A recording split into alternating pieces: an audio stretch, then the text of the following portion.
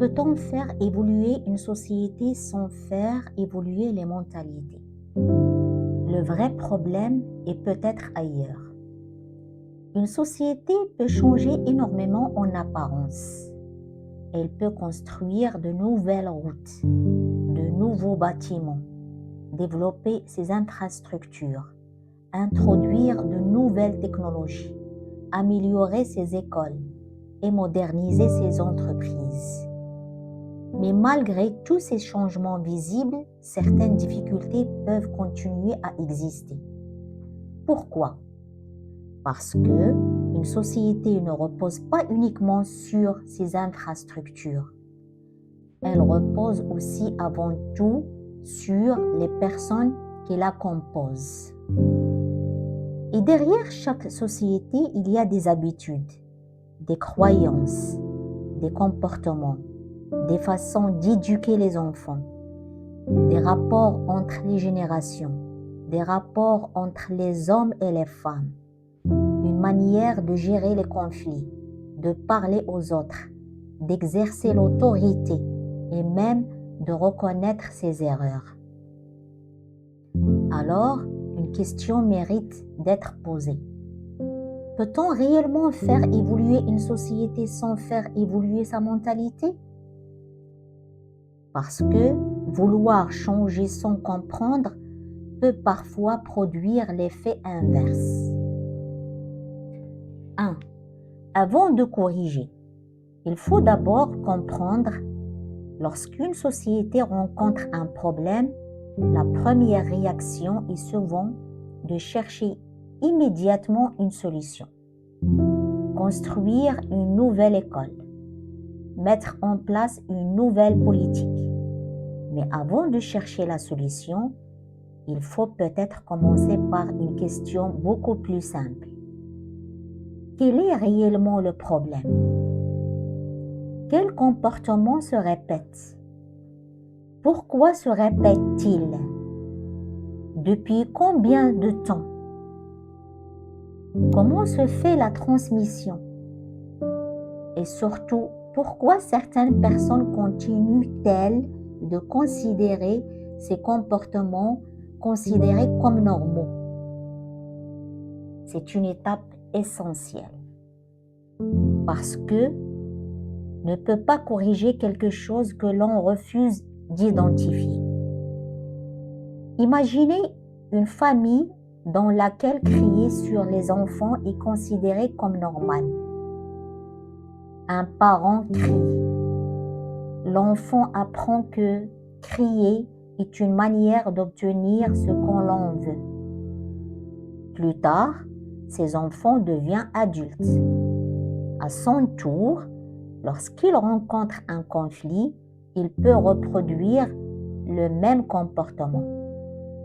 Et la génération suivante apprend la même chose. Personne n'a forcément décidé consciemment de transmettre la violence. Mais le comportement s'est transmis.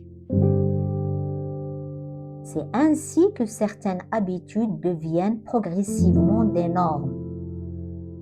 Et lorsqu'une habitude est suffisamment ancienne, on finit parfois par ne plus la questionner. On dit, chez nous, on a toujours fait comme ça. Mais le fait qu'une chose existe depuis longtemps ne signifie pas nécessairement qu'elle est bonne. Ce que nous appelons normal mérite parfois d'être questionné. C'est probablement l'une des choses les plus difficiles lorsqu'on parle de changement. Nous avons tous grandi avec certaines habitudes. Certaines nous ont fait du bien, d'autres peut-être moins, mais parce qu'elles viennent de notre enfance. Nous pouvons avoir du mal à les remettre en question. Prenons un exemple simple. Un enfant fait une erreur. Au lieu de lui expliquer pourquoi son comportement pose problème, l'adulte l'humilie, l'enfant obéit. Le parent peut alors penser, ça fonctionne. Mais est-ce réellement de l'éducation? L'enfant a-t-il compris? A-t-il appris à réfléchir? Ou a-t-il simplement appris à avoir peur? Il existe une différence fondamentale entre faire obéir et apprendre à comprendre. Faire obéir peut produire un résultat immédiat. Éduquer cherche à produire une compréhension durable. Et cette différence peut changer toute une génération. 3. La mentalité se construit très tôt. Une grande partie de notre manière de penser se construit à travers notre environnement. La famille joue un rôle essentiel. L'école aussi, les amis, les réseaux sociaux, les médias, la société, mais surtout l'enfant observe. Il observe comment ses parents se parlent, comment ils parlent aux autres, comment ils réagissent lorsqu'ils sont en colère, comment ils traitent une personne différente d'eux, comment ils demandent pardon, comment ils reconnaissent une erreur, comment ils parlent de l'argent, du travail, de la réussite, de l'échec ou de la dignité. Un enfant écoute les paroles, mais il observe surtout les comportements. C'est pourquoi nous devons nous poser une question importante. Qu'est-ce que nous transmettons à nos enfants sans même nous en rendre compte? Nous pouvons leur dire « respecte les autres », mais si nous-mêmes nous humilions les autres, l'enfant retiendra surtout notre comportement. Nous pouvons lui dire « il faut dialoguer », mais si chaque désaccord se termine par des cris, il apprendra que le conflit se règle par la domination. Nous pouvons lui dire « il faut être honnête ». Mais si nous lui apprenons à cacher systématiquement ses erreurs pour éviter les conséquences, nous lui transmettons un message différent. Les enfants apprennent énormément de ce que nous faisons. 4. Changer une mentalité ne signifie pas rejeter sa culture. Et ici, il faut faire attention. Parler de changement des mentalités ne signifie absolument pas dire que ce qui existait avant était mauvais. Ce serait une erreur. Chaque culture possède des valeurs magnifiques. La solidarité, l'hospitalité, le respect des anciens, l'entraide, la famille, la transmission, le sens de la communauté. Toutes ces valeurs peuvent être précieuses. Mais préserver une culture ne signifie pas nécessairement conserver toutes les habitudes qui l'accompagnent. Une société peut évoluer sans perdre son identité. Elle peut garder ce qu'elle considère comme précieux et remettre en question ce qui produit de la souffrance, de l'injustice ou empêche les individus de s'épanouir. Évoluer ne signifie pas oublier d'où l'on vient. Évoluer signifie parfois choisir consciemment ce que nous voulons transmettre à la génération suivante. Et aussi avoir le courage de dire « cette manière de faire a peut-être fonctionné autrefois, mais aujourd'hui, nous pouvons faire mieux. » 5. L'esprit critique est indispensable. Pour qu'une société évolue, il faut apprendre aux individus à réfléchir, pas simplement à répéter, pas simplement à obéir, pas simplement à reproduire ce qu'ils ont toujours vu. mais à poser des questions. Pourquoi?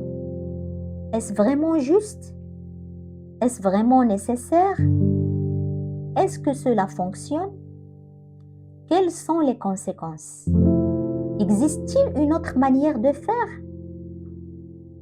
L'esprit critique ne consiste pas à critiquer tout le monde. Il consiste à être capable d'examiner une idée avant de l'accepter. Et cela commence très tôt, à l'école, à la maison, dans les conversations, dans les médias, dans notre manière d'utiliser les réseaux sociaux. Une personne qui sait réfléchir est moins facilement manipulable. Il peut reconnaître une information fausse. Elle peut remettre en question une croyance. Elle peut écouter un point de vue différent sans se sentir immédiatement menacée.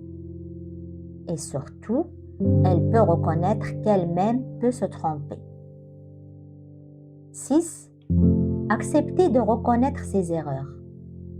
C'est peut-être l'un des changements les plus difficiles. Parce que dans beaucoup de familles et dans beaucoup de sociétés, reconnaître son erreur peut être vécu comme une faiblesse. Mais en réalité, c'est souvent une preuve de maturité. Dire « je me suis trompé » ne diminue pas une personne. Dire « je n'avais pas compris » ne diminue pas son intelligence. Dire « je suis désolé » ne diminue pas son autorité. Au contraire, cela montre que nous sommes capables d'évoluer. Et si les adultes apprennent à reconnaître leurs erreurs, les enfants apprennent eux aussi que l'erreur n'est pas une humiliation. L'erreur peut devenir une occasion d'apprendre. 7. Le changement commence rarement par tout un pays. Lorsque nous parlons de société humaine, nous pensons souvent à quelque chose d'immense. Nous imaginons la communauté à l'échelle du pays. Mais une société est composée d'individus. Et ces individus forment des familles. Les familles forment des communautés. Les communautés forment une société humaine. Cela signifie que le changement peut commencer à une échelle beaucoup plus petite. Une mère décide de communiquer différemment avec son enfant. Un père apprend à écouter davantage. Un enseignant encourage ses élèves à poser des questions. Un responsable apprend à diriger sans humilier. Un jeune refuse de reproduire une violence qu'il lui-même subit. Un jeune refuse de reproduire une violence qu'il a lui-même subie. Une personne décide de ne plus transmettre une humiliation à la génération suivante. Ces changements peuvent sembler insignifiants, mais répétés des milliers de fois, ils peuvent transformer une génération. 8. Et si nous arrêtions de transmettre automatiquement? Nous héritons de beaucoup de choses. Une langue, une culture, des traditions, des valeurs, mais parfois aussi des peurs, des blessures, des préjugés, des comportements, des croyances. Et la question que nous devrions peut-être nous poser est: qu'est-ce que je veux réellement transmettre? Tout ce que j'ai reçu ou seulement ce qui mérite de continuer? Parce que nous ne sommes pas obligés de transmettre toutes nos blessures. Nous pouvons être la génération qui dit « Cela s'est passé avant moi, mais cela ne continuera pas forcément avec moi. » Et cette phrase peut être le début d'un changement profond. 9. Une société moderne n'est pas seulement une société technologiquement avancée. On peut avoir les technologies les plus modernes, des immeubles magnifiques, des infrastructures performantes, des entreprises puissantes, mais si les relations humaines restent basées sur l'humiliation, la peur, la domination ou le mépris, alors il reste encore beaucoup de chemin à parcourir. Le véritable progrès ne se mesure pas uniquement à ce que nous construisons autour de nous. Il se mesure aussi à la manière dont nous traitons les personnes autour de nous. Comment traitez-nous nos enfants, nos parents, nos collègues, les personnes qui pensent différemment, les personnes plus pauvres, les personnes qui ont échoué, les personnes qui ne nous ressemblent pas? C'est aussi cela le progrès. 10. Alors, peut-on faire évoluer une société sans faire évoluer les mentalités? Peut-être à court terme. Construire, moderniser, investir. Mais si les comportements qui produisent les problèmes restent profondément ancrés, certains, ces mêmes problèmes risquent de réapparaître sous une autre forme. C'est pourquoi le changement doit être à la fois extérieur et intérieur. Il faut construire des infrastructures, mais aussi reconstruire des consciences, mais aussi améliorer la manière dont les individus se comportent. Il faut apprendre aux plus jeunes à réfléchir. Il faut transmettre des connaissances, mais aussi transmettre le respect, la responsabilité et l'esprit critique.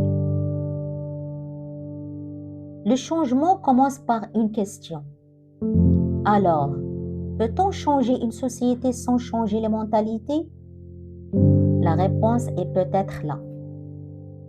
Une société change durablement lorsque ses membres commencent à remettre en question ce qui ne fonctionne plus, tout en protégeant ce qui est réellement de la valeur. Et ce changement ne commence pas forcément par quelqu'un d'autre. Il peut commencer par nous, par notre manière de parler, par notre manière d'éduquer, par notre manière d'écouter, par notre manière de gérer les conflits, par notre capacité à reconnaître nos erreurs, par notre courage de remettre en question certaines habitudes. Parce qu'une société n'est pas seulement un territoire. Une société, ce sont des millions de comportements répétés chaque jour. Et si nous voulons une société différente demain, nous devons peut-être commencer à adopter des comportements différents aujourd'hui. Alors, pose-toi simplement cette question. Qu'est-ce que ma génération m'a transmis que je souhaite absolument transmettre à la suivante? Et surtout, qu'est-ce qu'elle m'a transmis que je peux décider de ne plus transmettre? Parce que parfois, le véritable changement commence lorsque quelqu'un ose dire « Je respecte mon histoire, mais je choisis aussi d'écrire la suite autrement ».